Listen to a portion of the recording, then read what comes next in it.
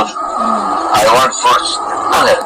అంటే చుట్టూ చెప్పింది, సీజన్ లేకుండా వచ్చి రీజన్ లేకుండా మాట్లాడారు కదా, ఫ్రూట్స్ ఎలా వస్తారో నాకు పుట్టే చెప్పింది.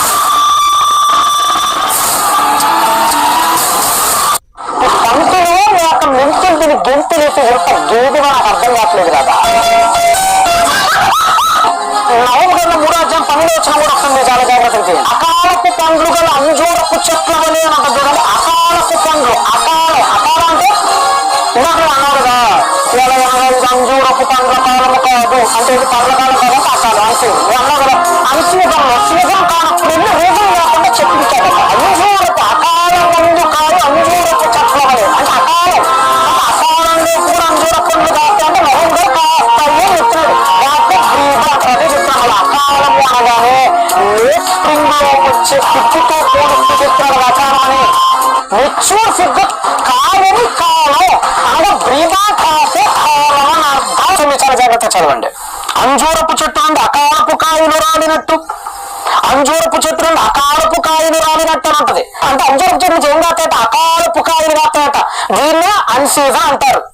అంటే మనకి యెషయా గ్రంథం 28వ అధ్యాయం 4లో కానీ, ఇర్మియా గ్రంథం 24వ అధ్యాయం 2లో కానీ, హోషేయ గ్రంథం 9వ అధ్యాయం 10వ వచనంలో కానీ, నహూము గ్రంథం 3వ అధ్యాయం 12వ వచనంలో కానీ, మీకా గ్రంథం 7వ అధ్యాయం 1వ వచనంలో కానీ, Revelation chapter number 6 verse number 13లో కానీ, మార్క్స్ వార్త 11వ అధ్యాయం 13, 14లో జరుగుతున్నటువంటి సంఘటన గురించి కానీ, అన్ని చోట్ల కూడా బ్రీబా గురించి, ఫస్ట్ క్రాప్ గురించి, తక్షు గురించి, బహురోత్ గురించి మాత్రమే మాట్లాడుతున్నాడు. అకాలము అనగానే అర్థం ఏంటంటే ఎర్లీ స్ప్రింగ్ సీజన్ అర్థం అంతే. కాబట్టి రాదా ఈసారి మాట్లాడేప్పుడు కాస్త లెక్కలన్నీ తెలుసుకొని మాట్లాడు రాదా. నువ్వు ఉంది కదా, నువ్వు వాగావనుకో ఇప్పుడు బాగానే ఉంటది. ప్రతి ఓడికి ఒక సమయం వస్తుంది. ఆ రోజు మేమేం చెయ్యాలి? కొట్టాల్సినప్పుడు పడాల్సినప్పుడు ఖచ్చితంగా దేవుడే వాతలు ఎడతాడు. ఎక్కడెట్టాలో అక్కడ వాతలు ఎడతాడు అనమాట. జాగ్రత్త. అంజూరం చెట్టు ఎందుకు క్షేపించాడు? అంజూరం చెట్టుకు పండ్లు వచ్చినట్టు చేయొచ్చు కదా అన్నాడు. తెలుగులో అది నాలుక బూతుల పాలిక. అది జాగ్రత్తగా ఆలోచించు. ప్రాసలు వచ్చినాయి కదా అది పడితే వాడటం కాదు కదా, జాగ్రత్తగా ఆలోచించి వాడు. సరేనా? అక్కడ విషయం ఏంటంటే పండ్లు అనగా మారు మనసు గురించి మాట్లాడుతున్నాడు. మన స్పిరిచువాలిటీలో వెళ్ళాలి. ఆ కింద మీరు 13వ వచనం చూశారు కదా. ఎందుకు 13 అంజూరాన్ని చెప్పిస్తున్నాడంటే 15వ వచనంలో ఆయన టెంపుల్ లోకి వెళ్ళబోతున్నాడు. అక్కడ అంజూరా చెట్టు అంటే టెంపుల్, ఇజ్రాయేలు జాతి. 13వ వచనంలో అసలు ఏంటి 13వ వచనం బాగంటే 14 దాటి 15లోకి వెళ్తే మీకు ఆయన టెంపుల్ శుద్ధీకరిస్తాడు. అంటే కొరడాలు పెట్టి ఏకి పడేస్తుంటాడు అనమాట. ఆయన ఆ దడు వేసే క్రమం గురించి ముందు మాట్లాడుతున్నాడు. అంటే అర్థం ఏంటంటే, ఒరే బాబు ఇప్పుడు నేను జెరూసలేంకి వచ్చా, జెరూసలేం నుంచి టెంపుల్కి వెళ్ళబోతున్నా. ఇప్పుడు నాకు బ్రీబా కనపడాలి. బ్రీబా అంటే ఏంటి? ఇప్పుడు కాకపోతే తర్వాత ఒరిజినల్ ఫ్రూట్ వస్తుంది అని తెలియజేస్తే ముందస్తు సూచన బ్రీబా అంటే. బ్రీబా అంటే ఇప్పుడు కాకపోయినా తర్వాత అయినా ఫలాలు వస్తాయి అని చెప్పేందుకు ఉపయోగించే ముందస్తు సూచన ఫలం ఇది. అంటే ఇప్పుడు మందిరానికి వెళ్ళాడు. మందిరానికి వెళ్ళిన తర్వాత వాళ్ళ యొక్క ప్రవర్తనలు, వారి యొక్క నడవడికి, దేవుని ఎదుట వాళ్ళకున్న భయభక్తుల్ని పరిశీలిస్తే ఇది బ్రీబాలాగా చూస్తున్నాడు ఇప్పుడు ఆయన. అంటే ఇప్పుడు నేను మందిరంలోకి వెళ్తాను, మందిరంలోకి వెళ్ళి నాకు బ్రీబా కనపడాలి. ఏంటా బ్రీబా? వాళ్ళందరూ భయభక్తులతో, భక్తి శ్రద్ధలతో, పాపాలను ఒప్పుకుంటూ, పాప కార్యాలకు దూరం జరుగుతూ, దేవుడు చెప్పిన తోరాన్ని ఉన్నదంటే అవలంబిస్తున్నారా లేదా ఇప్పుడు తను చూడబోతున్నాడు. అది బ్రీబా. అది బ్రీబా. ఈ బ్రీబా ఫ్రూట్ వాళ్ళలో నాకు కనపడింది అనుకో, నేను వదిలేస్తా, నేను శపించను. సరే బ్రీబా కనపడింది కదా అంటే కొద్దిగా మారు మనసు కనపడింది కదా, కొద్దిగా బ్రీబా అంటే కొద్దిగా మారు మనసు కనపడింది కదా, సరే ఇంకొంతకాలం వెయిట్ చేద్దాం, ఆ నెక్స్ట్ మళ్ళీ మనం ఇంకొక అవకాశం ఇద్దాం అని బ్రీబా అనే ఒక ఫలం గురించి ఆయన అక్కడ వెతుకుతున్నాడు. వాళ్ళ దగ్గరికి వెళ్ళి వాళ్ళకి బ్రీబా కనపడాల. బ్రీబా కనపడింది అని అంటే అర్థం ఏంటంటే నెక్స్ట్ మెచ్యూర్ ఫిగర్ రాదని అర్థం.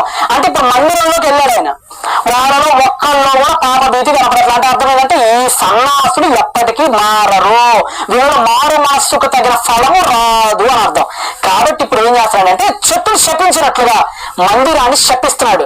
ఆ శాపమే 70 AD మీరు ఏ మందిరాల్లో అయితే బ్రీబా అనే ఫలాలను మీరు ఇవ్వలేదు కాబట్టి ఆ మందిరాన్ని ధ్వంసం చేయబోతున్నాను నేను 70 AD.